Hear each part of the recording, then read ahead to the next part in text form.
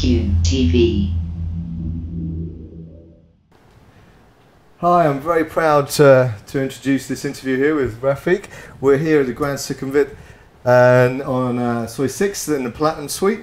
And Rafik, this is your first time in Bangkok, am I right? It's my first time in Thailand, period, actually. Oh wow, so you've been out and about today? Yeah, as a matter of fact, like concerning that it was just one day that I'm here for, like one full day. Matt took me around and showed me a very good time, very hospitable, and I went to the temple, which name unfortunately slipped by me, but the Grand that was Palace? I think so, yeah. Like the first one was like the one with the little one sitting on the throne. That's Wat Pakao, yeah. Okay, but that was really impressive for me actually. Like not really normally like into that type of sightseeing, but like it caught me kind of off guard because it was really impressive and just a very positive vibe like inside of the thing. You went so to Wat Pao as well with the reclining Buddha, the lying down, the biggest one. Buddha in the world. Yeah. Same thing there. It was really humbling experience. I think it would catch anyone off guard. It's just unexpected because normally you see monuments to be like just made to be super impressive or whatever, and that's I don't know. It's just more. It was just a really friendly and nice vibe for me to catch, and just like traveling with the boat and all that stuff. That's probably really touristy in your point of view. That's really. No, I think it's an awesome. That's actually when I've had friends come over, family or whatever, come over to Thailand. I do that exact same thing that you guys did today. Take the boat from probably Sapan Taksin was under the bridge. Mm-hmm. Yeah, and then you take. It's a great piece of tourist advice for you. If you come to Thailand, get a BTS down to Sapan Taksin, go under the bridge there, and then you take the local, just a sort of 20 baht boat up to Wat Po, jump off there, and you get to see a whole bunch of the old part of Bangkok on the way up. Exactly, and I gotta say as well, it was really. Like it's different to what I expected in terms of what might be portrayed in the media over there in Germany, because there's a lot of German guys making a bad impression over here, so like it's not like that at all. It's just a beautiful city, a beautiful country, and I really enjoy being here. But anyway, so give us a bit of background about yourself musically. You came from a musical family?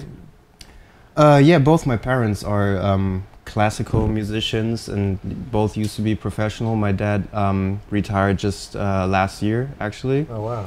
And so I grew up in a very musical sense, like not really being forced to play instruments or whatever, but my parents had an eye on my musical education, and I used to hate it back when I was a kid, but then like now, being that like it happened that I'm like stepping in their footsteps, it's a great thing for me that I had that. And like the best thing actually was that I played with my dad. Like I played a concert with my dad, like for actually Antonio Vivaldi's Winter. Wow. Which is a piece for solo violin, and my dad is a solo violinist. Like not solo violinist. He was the concert master, so played first violin in the Düsseldorf Symphonic Orchestra.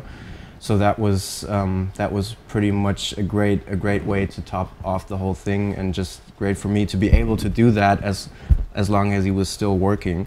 And we're like, my hope is we're going to continue doing that. So that's like kind of a weird thing, I guess, to like it's like a strange way to do whatever your parents did, because I do it in a very different way, and they've always been supportive of that. You were on the turntables with. Yeah, exactly. With your dad on I the didn't violin. even say that. Like, it's a piece for violin, like a solo violin and orchestra, and we rewrote it to a duo. So he played the normal stuff, and we altered it a little bit, and then we had like two voices at the same time. So we were kind of going off together. Wow, that's amazing. So we were sharing the solo voice, pretty much. So, I mean, obviously, your dad being the lead violinist in the Düsseldorf Symphony Orchestra is a huge thing, and it's a very, obviously, the sort of musical career that takes a lifetime to kind of achieve that level. How do they feel about you being a DJ? I mean, because that's a lot of people wouldn't consider being a DJ a musician, or it's not an instrument. I mean, I would say like first of all, my parents were always supportive of me making music and like kind of expressing myself in that way. Having said that, it might be more difficult for parents to understand something not classical and something maybe abstract in their point of view and maybe modern, and it seems like something you do for fun in the first place. They see people dancing and you go party and like drink hella alcohol and whatnot, and then so it's kind of hard to explain that part. You don't drink alcohol? I don't drink at all, actually. This is just like some green water up in here. But it took a little while for them to see that I really know what I'm doing there and that I do have a plan. And it's not like I'm a DJ in the first place or turntablist as well, but like I would just consider me someone who makes music, and I do a lot of things that people don't really know about, and it's okay like that actually. But like I just want to make music and be productive and creative, and like after they saw that I'm successfully making a living out of that, they've been like, they grew to be even more supportive after that. So that was, I can be really thankful for that. They could have put a whole, like they could have made it really difficult. Yeah, of course.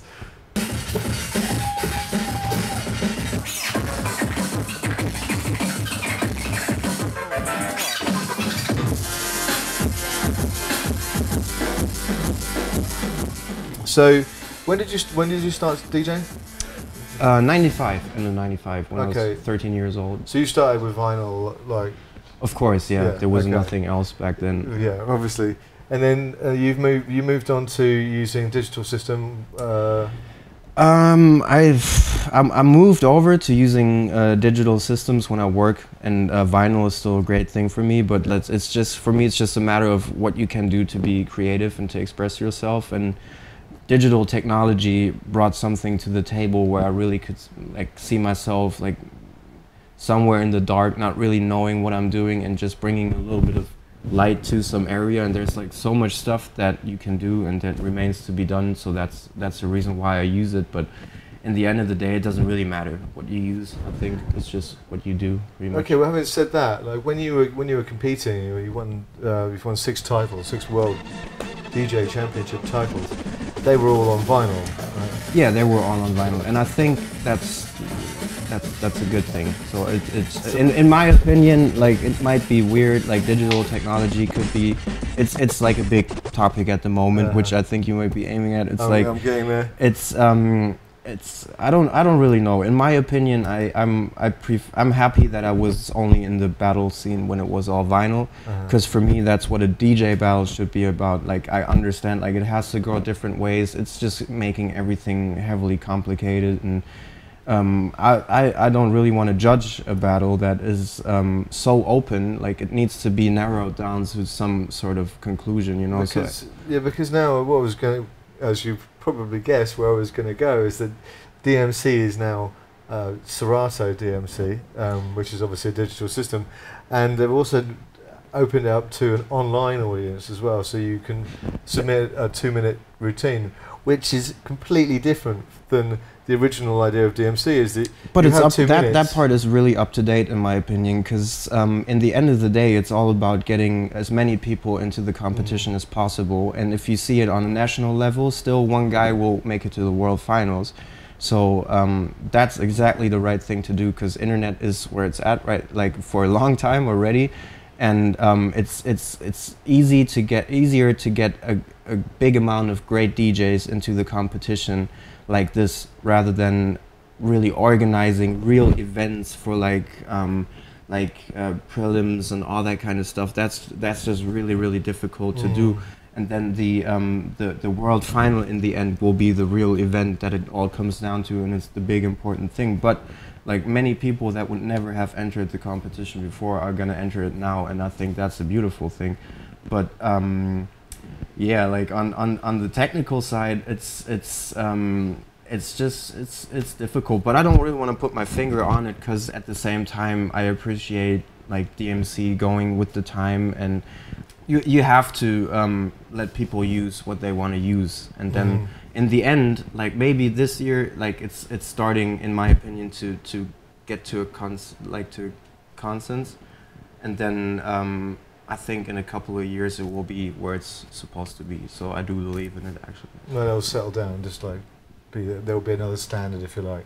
Yeah, exactly, and it's gonna just gonna be different to what what I was used to, because you could always argue, you know, like we made stuff on digital systems, then pressed it on vinyl, which is vinyl, but still it was made from that. So you could always argue. It's a difficult topic. To be honest with you, I didn't really think about it too much. So like I'm just it's just the way I see it right now, and I'm sure it's going to be very, very like clear to everyone in the future. Yeah, well, it's the first time, isn't it? This year's the first time, so we'll find out how it's going to work. I mean, they had like the teams with digital systems. No, I meant the online battle. Ah, okay. Yeah. All right, well, thank you so much for your time. No problem. We're going to have to run off and do the sound check now. So, I hope you can rock it tonight. Yeah, looking forward to it. Excellent.